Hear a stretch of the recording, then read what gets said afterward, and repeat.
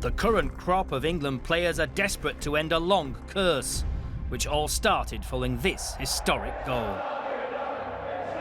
The 1966 World Cup triumph is England's sole major tournament victory. You can't go far in England without seeing a clip of Geoff Hurst's hat-trick strike. It's repeated constantly. I want to find out why such a proud footballing nation with the richest league in the world, the inventors of the game, have been so bad at international football since that day at Wembley. Has there been too much pressure after such a long trophy drought at World Cups and Euros? Do too few English players play regularly for their clubs? And are many of them, frankly, just not skilled enough? Or have club rivalries in the Premier League devalued the English national team?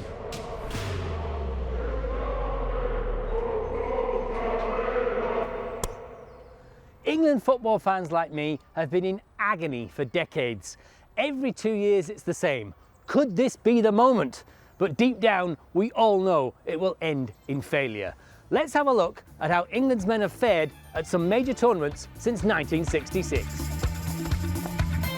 Despite heroics from Bobby Moore in 1970 and Gordon Banks, England's title defence ended in the quarters. Terrible 70s pitches led to technical shortcomings, and England didn't qualify again for a World Cup until 1982, which saw England with this cool kit and Kevin Keegan's hair. But that was as good as it got, and the less said about the Euros of that era, the better.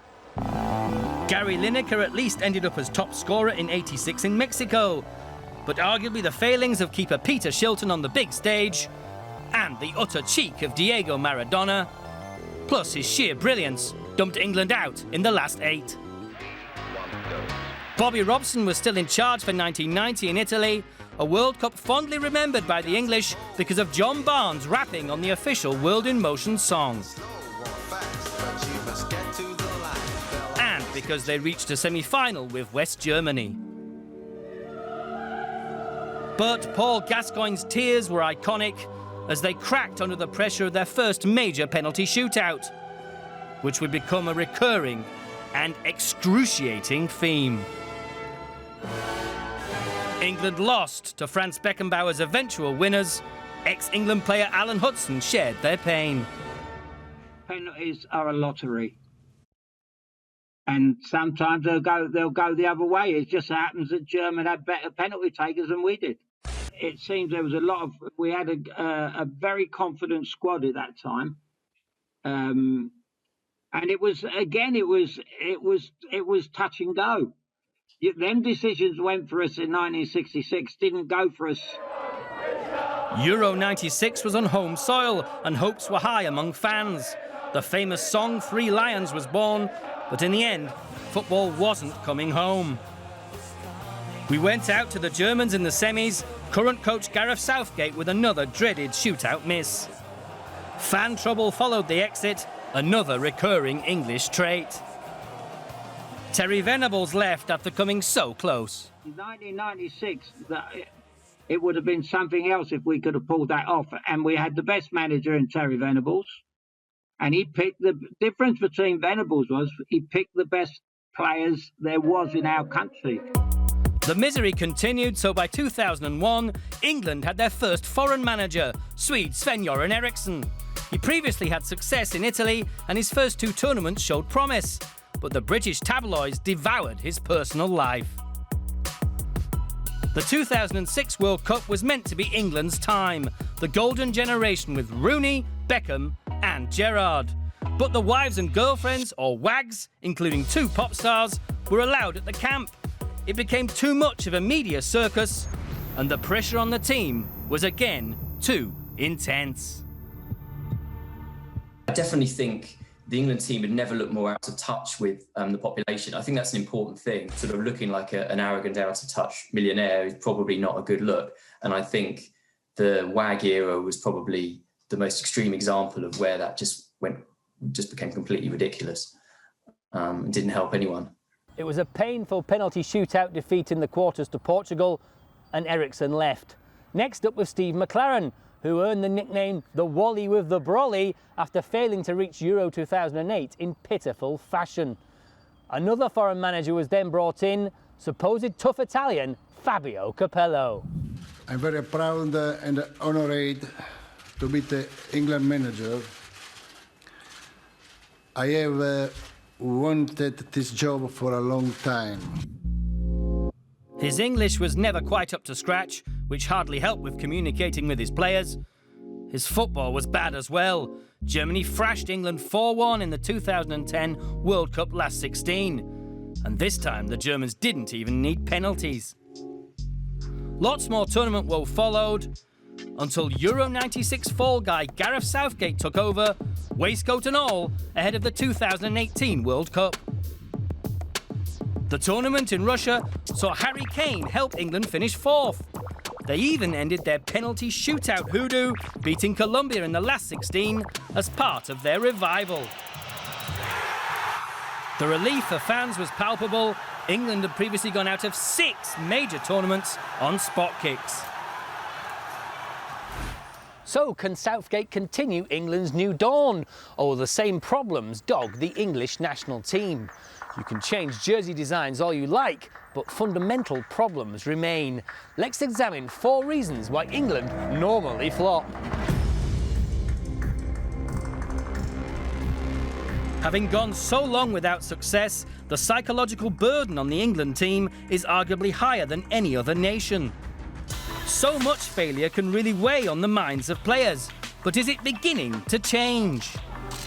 I think for that generation who were sort of coming through, the Rooney generation who were born in the 80s, they might have had a lot of that baggage, but I think that's because expectations were still quite high then. I'd say the generation that sort of played from sort of Hodgson onwards, or maybe certainly the Southgate generation, the one that's currently playing at the moment, the one that competed at the 2018 World Cup, I don't think they feel a lot of that burden, because I think expectations have been reduced so drastically over the years.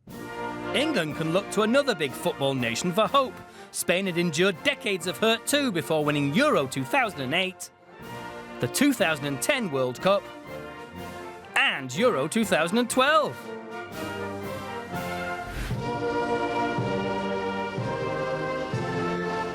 Spain's success leads us to another problem for England. Unlike the Spanish, English players have been viewed as not as skillful, despite the FA spending millions on a new performance centre. The crippling fear of making a mistake has often led players to take a safe option rather than trying that killer pass. There are some players who can play in the English league, but when they go up a notch to international level, they're simply not good enough, and the managers that pick them are to blame for that. I've been a great believer since I was a kid, since my early days with Chelsea, that when we used to go abroad, we used to go around the world on tour, that other countries are technically better than us. The likes of Jadon Sancho may be changing that image. Club academies have made a big difference, teaching young English players skills from an early age. Sancho even left home at 12 to boarder at a school attached to Watford's academy. He then moved on to Manchester City. In all the time I've been watching England, there have been very few players to match the skills of Sancho. But the fact he had to go to Dortmund to get first-team football sums up the next issue.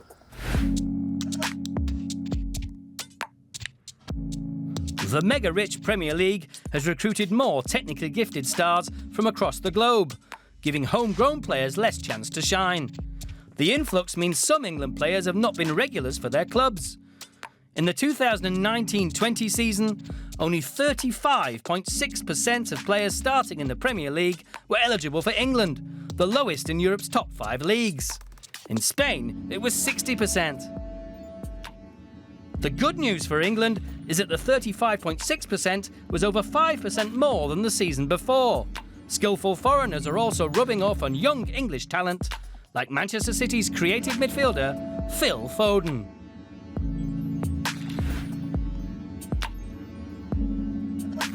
We come to what I think is England's biggest problem. Some players and many fans would much rather their club side won a big title than the English national team. For such a small country, England is very tribal when it comes to football. A working-class Newcastle fan would often say they have little in common with a well-off Chelsea supporter. Liverpool and Manchester may be very close, but Liverpool and Manchester United stars in the 2000s would snub each other on England duty, such was their rivalry. Not good for team spirit.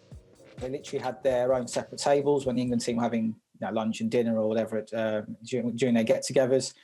They barely spoke during training because the competitive levels at that time, so we're talking early, mid, maybe late noughties, I guess, was so intense in the Premier League between Chelsea, Manchester United, Liverpool, Arsenal. But the current England teams clearly get on better. The men were 4th in 2018, while the women were 3rd and 4th in their last 2 World Cups. More technical players are playing more regularly, with Brexit and the coronavirus boosting those stats even more. Plus, this England team is more likeable. Southgate has done a pretty good job of sort of bringing the team down to earth. And I think that's probably going to help them in terms of their relationship with the press. I don't think the relationship between the England team and the media is as spiky as it has been in the past, which I think is good. And I think generally from an image point of view and from a PR point of view, they're much better now than probably they have been in recent history. When it comes to the 2022 World Cup, there are 2 more reasons for optimism. A November start in Qatar, in the middle of the English League season, should help England. Without a winter break, like say in Germany, England players are normally too knackered by the time a June tournament rolls around. What's more, there are 5 big European football nations. Italy won in 2006, Spain 2010, Germany 2014, and France 2018. Don't you think it's England's time in 2022? As for the Euros, we've had some unexpected winners such as Denmark, Greece and Portugal. I think England have it in them to finally prove the doubters wrong and lift another trophy.